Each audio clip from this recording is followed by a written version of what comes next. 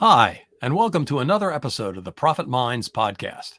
My name is Dr. Stephen Kirch, and I'm the creator of the Profit Minds Growth System, a unique blend of profit growth, productivity acceleration, and building business process for scale. In every episode, I interview entrepreneurs and small business owners from around the world with a unique story to tell. You can find the show on YouTube, LinkedIn, Apple and Google Podcasts, Stitcher, Spotify, and more. Today, my guest is John Hinson, editorial director of Spotlight Branding, and we're going to be discussing the advantages of using a content loop. Welcome, John. Hey, thanks for having me. I'm glad to be here. Yeah, so I know what is, content funnel, marketing funnel. What's a content loop? Yeah, so, to kind of start, obviously, for people out there to kind of visualize a marketing funnel, you have your top. It's very wide. It's trying to gather in as many leads as you can, or at least appropriate leads. You're paying a lot of money for them. You're trying to make them aware of your business. Along the way, you want to have some nurturing to kind of move them down the funnel, to warm them up, till hopefully they get to the bottom of the funnel to where they make a purchasing decision. And one of the things that we realized along the way is there's a pretty big flaw in a traditional marketing funnel, and it's that it starts and it ends, right? And when a marketing campaign ends, it doesn't necessarily have all of the leads moved from the top to the bottom of the funnel, right? Like, you're still going to have people in various stages. They haven't made a purchasing decision yet. And so what happens to those people? They're just kind of out here, kind of in like some marketing purgatory. And so what we came up with was this idea of a content loop, which just kind of consistently moves people through the funnel, recycles people kind of through the funnel, and continuously nurtures them until they make that purchasing decision, however long it takes. And so, like, maybe you have a dedicated marketing campaign, and then if that ends, they're still going to keep, hearing from you and still getting those touch points so that they can still make some sort of buying decision. And that's part of it. And then there's another really important element to it on top of that I think makes the loop a little bit more effective. Oh, okay. So I'll bite. What is that? So I just wanted to make sure. Yeah, I want to make sure you were following along. I get it. I mean, that's obviously a problem, right? You think about the funnel, and then the funnel ends, and okay, well, now what? Yeah. So you not only do you have those leads, you also have, kind of outside referral sources, other businesses that refer to you. You also have the people who made the buying decision. You have your clients. What happens to those clients after you're done working with them? Do you just, wipe your hands of them and they're, back off to their life? You also have the people who said no or not right now. You can still keep them in your pipeline, in your system, because there's still value there. And so what the content loop does is it takes all of these people, your leads, your current clients, your past clients, the people that said no, not right now, your referral sources, whoever, and it keeps them, quote unquote, in the loop. It keeps them connected to your business so that they never forget about you and what you do. Got it. Okay, well, that makes a lot of sense. So yeah. let's back up. Everybody that watches the podcast knows that I love to hear the story of how you got where you are, and of course, tell me a little bit about Spotlight Branding as well, and how did you come to be a part of that, and how did its what's its genesis? So. Well, my story, I don't know if my story is super exciting or inspirational. I mean, I graduated college. I thought that I was going to be like a writing instructor, maybe like a community college level. I had my heart set on doing that. And then no one wanted to hire me. So I moved out to Charlotte, North Carolina to take a job at just a big corporate place. I was copywriting. I was writing product descriptions, and I thought that was it. I thought that was my career. I was going to be a 9-to-5 corporate guy, just, doing that for 40 years. And then I retire and I die, and that's it. And I thought I was going to be okay with that. And then 10 days into that job, they canceled my contract without warning, no explanation. And they're just like, you know what? We don't need you after all. See you. Get out. Bye. So I'm in this new city. Don't know anyone. I have a few $1,000s in savings. So I've got to figure out what I got to do, because now I'm in the adult world now. It's the real world. I got to figure it out. And it was really just one of those things. I just responded to a job opening for some little marketing company. They needed a social media manager. And I was like, fine, I'll do this for a few months until I actually find my new career. Lo and behold, 8 years later, here I am. I started, we had about 30 clients when I started. We're up to close to 200 now. I've gone through almost every position that there is to have here at Spotlight Branding, and it's all about marketing for solo and small legal and financial firms. And my job specifically is I do things like this. I do a lot of the education. I create a lot of our own content that we broadcast out. So, I am a podcaster like you. I write a bunch of articles. I do a bunch of speaking, and it's a lot of fun, and I really enjoy doing it. Wow. And what was the genesis of Spotlight Branding? I love the name. Yeah, well, thank you, because it didn't start out that way. So it started in 2011 as One Marketing, which is about as generic as you can get. The two founders, they started down in Miami. It was just kind of two entrepreneurial guys. They're just looking to start a business for themselves. They were both into marketing, and they were just kind of marketing to any business who would take them. And they eventually realized, okay, our strength, we have not just our strength, but most of our connections are in the legal space. And if you know anything about Miami, probably the most law firms per capita anywhere in the country. And they just decided, okay, we're going to niche down, and legal marketing is going to be our thing. And then they realized there are so many different elements and kind of buckets of marketing. You have cold lead gen, search engine optimization, Google ads, stuff like that. You also have content, referrals, and stuff like that. And they realize, as important as referrals are to the legal industry, that's more their niche, what they feel like they're better at. And so then they niche down again into the content side of things, and then ultimately rebranded from One Marketing to Spotlight Branding to what we do today for the solo and small legal and financial firms. So that's your primary niche is the legal and financial. Mm-hmm. Yeah. Got it. Okay. Great. So ideal clients for you, ideal customers are what size? It's whether you're a true solo, maybe you've got a handful of employees, revenue wise, I think for us kind of ranges anywhere from maybe 250K all the way up to, maybe 2 million. I think once you eclipse that 2 million in revenue mark, you probably have the margins to bring a lot of that marketing in-house with a full-time marketing person, maybe multiple marketing people. Because to me, I think a good marketing team has two very different kinds of people in it. You have an analytical person who really understands data, can really parse through a lot of that, see, make really strong strategic decisions on the fly about what ads are working, what they need to tweak here and there. And then you also need a creative person. You need someone who's good with either words or good graphic design, someone who's really creative, who can handle a lot of that content side of things. And, clearly I am more on that creative side. Yeah. I can do a little bit of data, but I can only get so far before my eyes glaze over. I need to be writing or podcasting or stuff like that. Yeah. Good. So in talking with your clients, what's the marketing strategy that's most overlooked that really could help make a business more profitable? Yeah, I just think so many businesses, not even just in legal or in finance, but just most industries, I think a lot of businesses don't focus on their current audience enough. And it's kind of that hunter versus farmer mentality. Going out and hunting for new leads and new business is really exciting. I get it.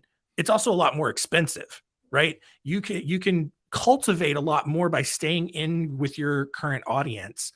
and nurturing them a lot more. I mean, there's so many studies out there.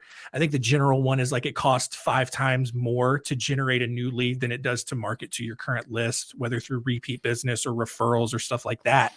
And just so many businesses, especially small businesses, get focused on where they rank in search engines, how much they're spending in pay-per-click ads, that they don't spend enough time nurturing their current audience. And it's that group that we talked about up at the beginning. You know, it's your current clients, it's your past clients, it's your strategic business relationships who are going to send you referrals. It's going to be all of your leads that you've cultivated over years that you still have their contact information.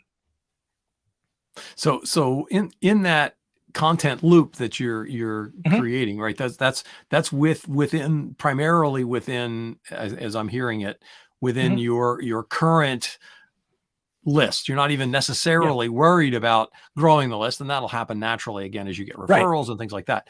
But what are the kinds of things that you recommend that they do, and are there certain actions that are more effective than others?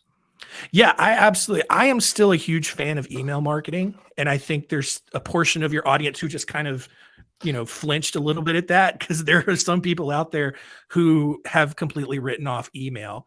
And I disagree with that. I think one of the most effective things that our clients do is just a monthly email newsletter.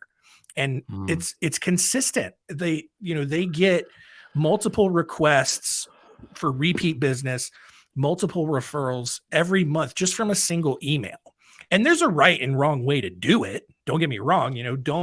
Don't just send out an email that's full of irrelevant, content to whatever your business is, right? So like, we do a lot of legal stuff. If you're a law firm sending out an email newsletter, don't fill it with articles about, whatever national day of the month it is. Don't put cookie recipes in there. Don't do any of that stuff, because people aren't looking to you for those things. They're looking to you for the specific industry expert knowledge that you are kind of branding yourself as. Oh, that makes a lot of sense. You want to continue to provide value. It's new, maybe it's new ideas, new thoughts, either that you've gotten or you've come across in literature or searching the web, whatever. And to that point, it's the easiest thing to do is if you have a blogging strategy and your blogs are addressing your audience's needs, you're answering those common questions that they have. That's the one that's all you need to put in there, right? Like some of the most simple newsletters we have, there's an introductory paragraph that says, hey, thanks for checking out our email newsletter. Maybe there's a couple of firm announcements in there. And then there's another section there that has a teaser paragraph of the latest blog article that they've written. And that's it. And the real key that makes this the most effective is the subject line. And for us, the subject line should be the title of the blog article, because that's what's going to make those mental connections with your audience to remember who you are and what your expertise is, right? So like, if Smith Law Firm newsletter is your subject line and it shows up in someone's inbox, they may not immediately remember who you are or how you helped them. They may not remember how they got on your email list to begin with. And that's when you get bigger unsubscribe rates and stuff like that, because it's just not valuable content for them. So you make the subject line of the newsletter, whatever the title of the blog article, not the name of your firm. I think that's a great point. The from name, the from email name that shows up kind of first can be that's fine, but then you don't need to double up and do that again. And so like if your blog articles are, 5 ways to prepare yourself financially for a divorce, or the difference between an LLC and an S corp, or, stuff like that, where it's the stuff that people are trying to figure out and understand. And it's the stuff that people are looking for. And then that's what helps them see you as the expert, as the obvious choice to work with. And that's that whole concept of, branding and consistently, because, I think a lot of people may get confused by our name, Spotlight Branding, and think, oh, they just do logos and color schemes and all that. No, the ongoing messaging is the key component of building a strong branded, building that expert and credibility that are going to make people associate you with your expertise. Right. Okay. Yeah. That again, that makes a lot of sense. That you want to continue to bring that to the party every time they interact with you. Now, is there a reuse strategy? I mean, you obviously talked about you take the blog and then you put it in a newsletter. You also put that on social media as well. Yeah, absolutely. Post those blogs to social media.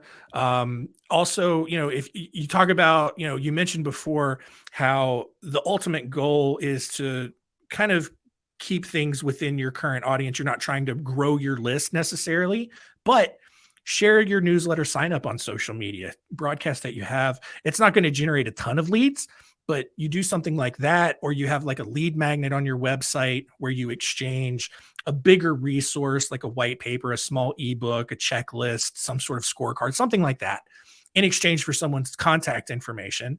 You can do a couple of small things here and there that can help generate some leads and grow your audience. But absolutely, the social media aspect of it is also really key in terms of sharing your content, whether it's blogs or videos, other elements of your website that are providing value to your audience. What about using, articles from magazines that you find online, those kinds of things? Do you do that as well? You recommend that? As long as it pertains to your practice area, right? Okay. So one of the examples that I used recently, so, as we record this, the Murdaugh trial has wrapped up relatively recently. And so one of the things that I told lawyers to a room that I was talking to is, if you're an immigration lawyer, you don't need to be posting about the Murdaugh trial, because people might suddenly think you're a criminal defense lawyer. And immigration and criminal defense, two very different things. So you don't want to confuse them. Now, let's say there's an update to a visa, or maybe there's some border legislation about to happen. If you're an immigration attorney, share that. Absolutely. But again, it's just making sure that the stuff that you're sharing is relevant to what you're practicing, and, valuable, and still valuable to your audience in the context of what you're doing for people. So is there such a thing as too much content? Not today. No. And there's a couple of reasons for that. I would say that you don't have to email people every day. I think you can get away with a biweekly or a monthly email. But when it comes to social media, you can post 3, 4, 5 times a day, and it's not too much, right? Because it's just a product of the society that we live in right now. Everything is very content driven. People are hanging out on social media. The way that, especially Facebook, even Instagram, TikTok, they don't push everything that you follow, right? So like, you can like a business's Facebook page, but a business's Facebook organic reach is not going to hit every single person that likes or follows their page. There are ways around it. You can pay Facebook to show your content to other people, but the likelihood of someone seeing everything you post is super low. So that's why it's important to recycle content, post it multiple times, and post multiple times throughout the day, so that your content gets the maximum amount of reach possible. What about different times of day? I mean, are there places or ways that strategy for maximizing the, you don't want to post at midnight, for example, but there are people who are up at midnight. So yeah, exactly. Yeah. I think it kind of depends on your audience's habits. So, for us, especially as a B2B company, we might want to focus on posting our content around lunchtime, or even around 6 or 7 o'clock at night, as our target audience is at home, maybe they're unwinding and maybe they're scrolling. I think for different industries, maybe even B2C, it's probably, it could be a little bit different. There are all kinds of studies. I know some of the big social media apps like Hootsuite or Sprout Social, they come out with studies that talk about the optimum time to post, and it's, somehow different days. I have no idea how they come up with that data, but it's also just to, test things out. That's one of the fun things about marketing. If you have the right mindset, it's a fun thing. Just test so many things, and always be testing something. Test subject lines in emails if you want to. Test lengths of your email. Test the different times that you post your social media content. Test the links of the captions in the content that you're posting. But yeah, different times a day. Can't hurt to do one around lunchtime. People often check their social media feeds on their lunch break. Schedule a post for, maybe around dinner time, or even schedule one even later than that, maybe 9:30, 10 o'clock when people are scrolling a little bit before bed. Okay. And one of the things that you mentioned earlier was and I find this with my clients as well, that they don't often, or don't as often as they should, reach out to past clients for referrals. Mm-hmm. Yeah. What's a good way for a business to maximize the number of referrals that they receive? What's your number one strategy for that? It's just staying in touch. It's, don't let your past clients walk out your door without you having some sort of plan to stay in touch with them. That is to me, that's the biggest missed opportunity. And it's not even just the potential to get a referral or even repeat business, but going back to kind of what we were talking about with content, there's just so many different things vying for our attention right now. It doesn't matter how good of a job you did. 3 months from now, you could easily be forgotten. People have daily conversations. It's like, oh man, I'm about to go through a divorce. Oh man, who was my lawyer that helped me through mine? And it sounds insane on the surface, but even personal experience. I was in up in the mountains here in North Carolina. I was in a town that I wasn't familiar with. I made some sort of traffic violation. I still don't know what I did wrong, but there was a policeman right there. He pulled me over, gave me a ticket. I worked with a law firm. They have not stayed in touch. I had to follow up with them to make sure that there wasn't a warrant out for my arrest for failing to appear, because they said they were going to handle it. And to this day, if someone asks me hey, I just got a ticket up here in Asheville, do you know a law firm? I was like, I worked with someone. I have no idea who it was. And I couldn't even begin to search through my email archive to find them.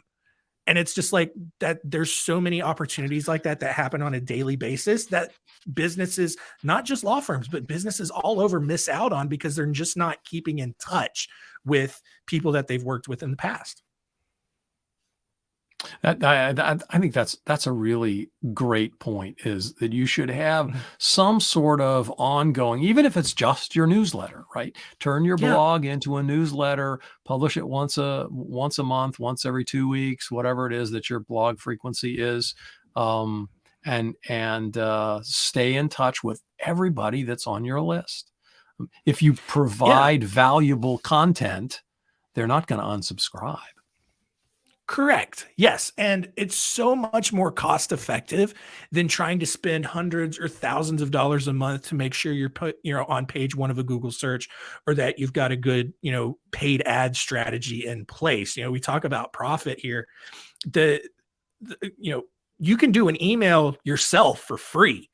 And if you have even of just a couple of hundred contacts on your email list, you do that consistently, just one referral or one request for repeat business, you're way in the green on that, in terms of, the cost. Or even if you outsource it to a marketing company for a few $100s a month, if you're doing, especially like law firms who do big cases, one referral a year, even one referral over a year, pays for that service and then some.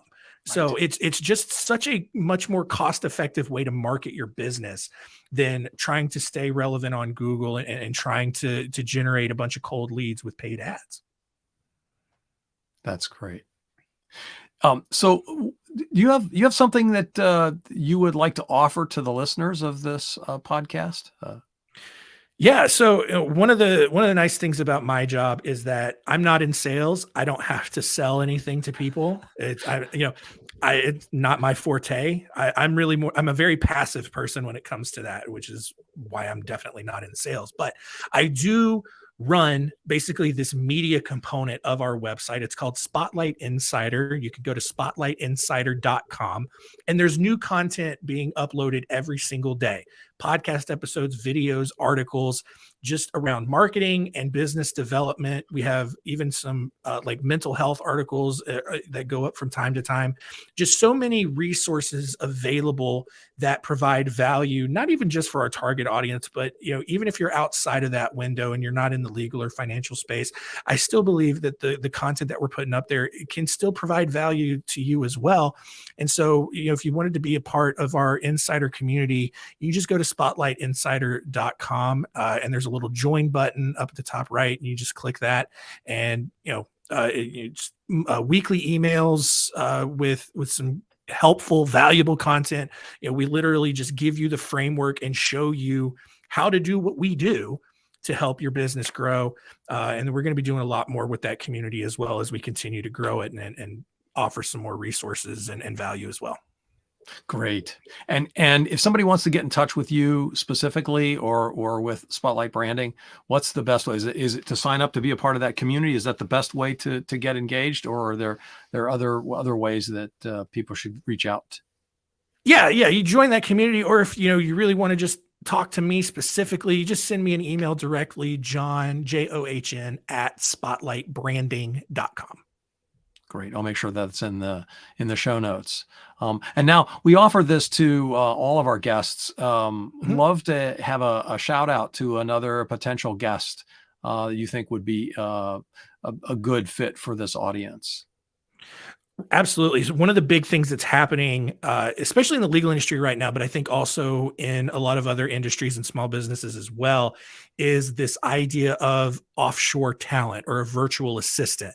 And one of my good friends, Brett Tremblay, owns a company called getstaffedup.com, where you can work with them to hire some offshore talent, some virtual assistants at, which come at a fraction of the cost as hiring a full-time person. Because, small businesses, smaller budget, but entrepreneurs, they're working, a ton of hours, and it's just easy to offload some of that work to an offshore person. And so Brett's a really good resource to chat with about that. Wonderful. Yeah, I think I could imagine that a number of the listeners would be interested in hearing about that. So I'll be sure to schedule something with him. Awesome. John, it's been wonderful to have you. This is another episode. Now we're concluding the episode of the Profit Minds podcast. And thanks to our guest, John Hinson of Spotlight Branding. I hope you learned something about content loops. I know I did. I didn't even know it was a thing. This is Dr. Stephen Kirch of Profit Minds. Make sure you catch us again next time on YouTube, LinkedIn, Apple and Google Podcasts, Stitcher, Spotify, and more. Of course, I'd appreciate a review on any of those platforms.